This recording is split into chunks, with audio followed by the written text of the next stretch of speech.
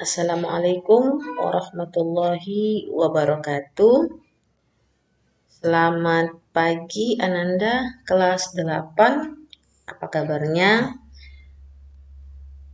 Mudah-mudahan selalu sehat dan tetap semangat.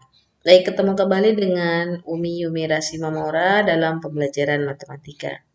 Baik, pada kesempatan ini kita akan membahas materi lanjutan, yaitu terkait dengan fungsi. Nah, untuk lebih jelas dan lebih detail, silahkan Ananda buka buku paket kita halaman 57, ya, yang sudah dibagikan ya nak.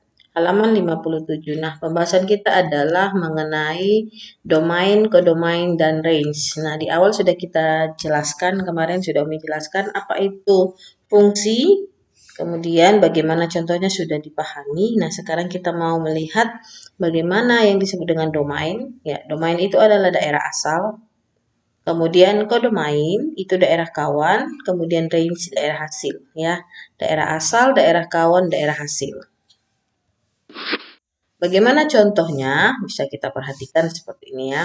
Perhatikan diagram panah di bawah ini. Ini himpunan A ya, anggotanya 0, 2, 4, 6. Kemudian himpunan B anggotanya 1, 2, 3, 4, 5. Maka tadi domain adalah daerah asal, maka domainnya adalah ini, himpunan A.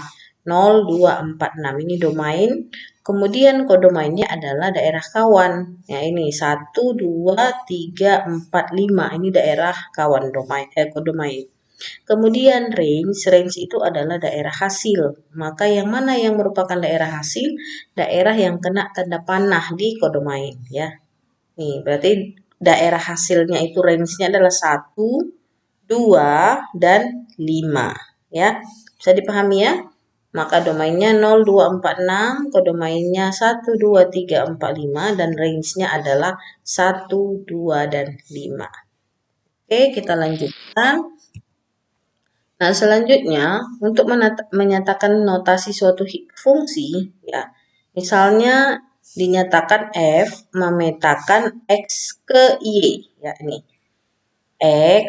F memetakan X ke Y, maka notasi fungsinya Y sama dengan Fx, dibaca sama dengan F dari X. Digunakan untuk menunjukkan bahwa Y adalah fungsi dari X, ya. Jadi kalau ketemu notasi seperti ini, F memetakan X ke Y, ya. Oke, selanjutnya kita membahas tentang menyatakan fungsi. Ada 3 cara, sama dengan kemarin kita bahas relasi, yaitu diagram panah, diagram kartesius, dan himpunan pasangan berurutan. Ya, yang diagram panah kita lihat contohnya. Diketahui himpunan A, anggotanya A, I, U, E, O, huruf vokal ya, dan B 1, 2, 3, 4.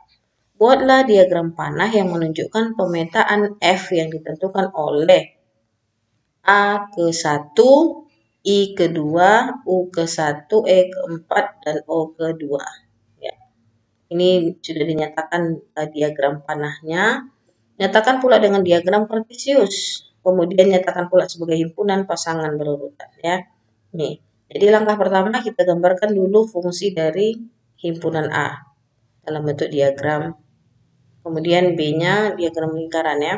Kemudian B-nya 1, 2, 3, 4. Ya. Maka penyelesaiannya ya, diagram panah. Kita awali dari diagram panah. Nah, ini tadi himpunan A, kemudian himpunan B. Sesuai dengan instruksi awal, A panahkan ke 1, U, I ke 2, U ke 1, E ke 4, dan O kedua. Ya, masing-masing sudah diinstruksikan tadi. Berarti diagram panah yang terjadi ini seperti yang sudah nampak pada layar ya. Kemudian yang kedua dengan diagram kartesius. Nah, pasangkan tadi. Yang horizontal ini adalah himpunan yang merupakan daerah domain, daerah asal ya. Kemudian yang vertikal ini adalah daerah kodomain atau daerah kawan ya. Maka pasangkan tadi A ke 1, I ke 2. Ini kita buat di sini mulai dari A, I, U, E, O. Ini mulai dari 1 sampai seterusnya sesuai kebutuhan hanya 1 sampai 4. Kemudian U ke 1. Ini dia bentuk diagram kartesiusnya. Kemudian untuk pasangan berurutan. Ya, tinggal kita satukan saja, urutkan pasangannya. A,1, ini domain, ini kodomain ya. I,2, U,1, E,4, O,2, dan seterusnya. Oke. Kemudian, itu yang ini ya, pasangan berurutan tadi. Kemudian, untuk menentukan banyaknya pemetaan dari dua himpunan, ya. Jika NA sama dengan A, banyaknya anggota dari A besar ini sama dengan A kecil, ini menunjukkan banyaknya anggotanya, dan NB sama dengan B, maka banyak pemetaan yang mungkin terjadi dari himpunan A ke B adalah B pangkat A, ya. Lihat, ini NA-nya A kecil, NB-nya B kecil, maka kalau diminta himpunan dari A ke B adalah B pangkat A, ini ya. B pangkat A. Tapi sebaliknya jika himpunan B ke himpunan A adalah himpunan B ke himpunan A, A pangkat B. Ya, jadi coba perhatikan nanti banyaknya pemetaan yang mungkin terjadi dari dua himpunan. Nah, ini jika dari A ke B, B pangkat A. Jika dari B ke A sama dengan A pangkat B. Sesuai dengan ini huruf kecil ini ya. Oke, contoh. Banyaknya pemetaan yang mungkin terjadi dari himpunan A. Ini A kecil dan himpunan B adalah 1. Ya. Kalau kita lihat ini, perhatikan. Ini menunjukkan banyaknya anggota himpunan A. Nah, kalau lihat himpunan A, berapa banyak anggotanya? 1 ya.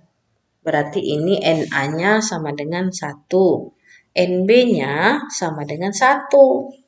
Maka kalau pertanyaannya banyak pemetaan yang mungkin terjadi dari himpunan A ke himpunan B adalah 1 pangkat 1 atau B pangkat A. Ya, B-nya tadi 1, A-nya juga 1. Kemudian dari himpunan C ke himpunan D. Nah, perhatikan banyak anggota himpunan C cuma 1. Banyak anggota himpunan D ada 2, A dan B.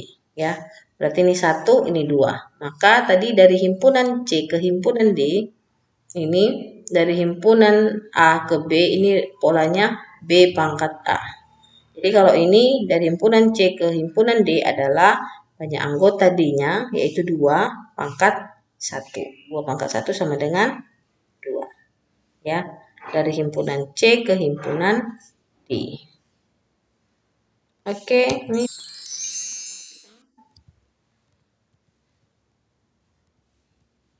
ya, ini tadi yang sudah kita jawab, yang A sama B ya.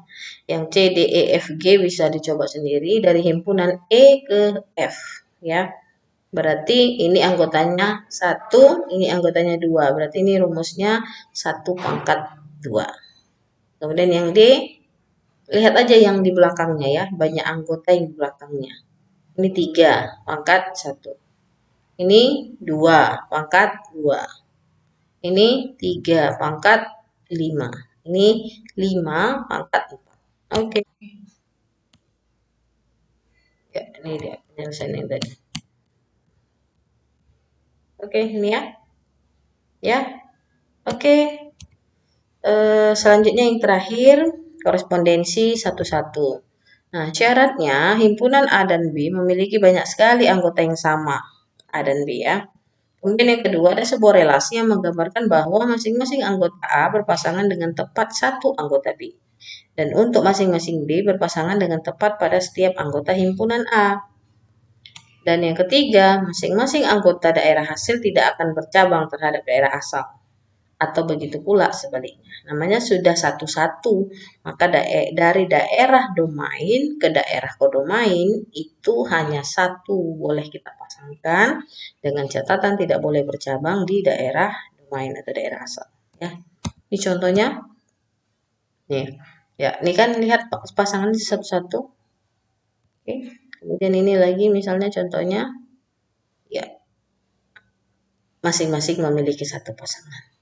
Oke, demikian penjelasan Umi tentang fungsi menyatakan domain ke domain range, kemudian menyatakan fungsi dengan diagram panah, diagram kartesius, pasangan berurutan, hingga kita menentukan banyaknya anggota dari suatu fungsi, dan yang terakhir korespondensi satu-satu.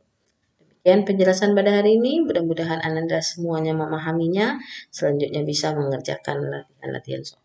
Demikian saja, Assalamualaikum warahmatullahi wabarakatuh.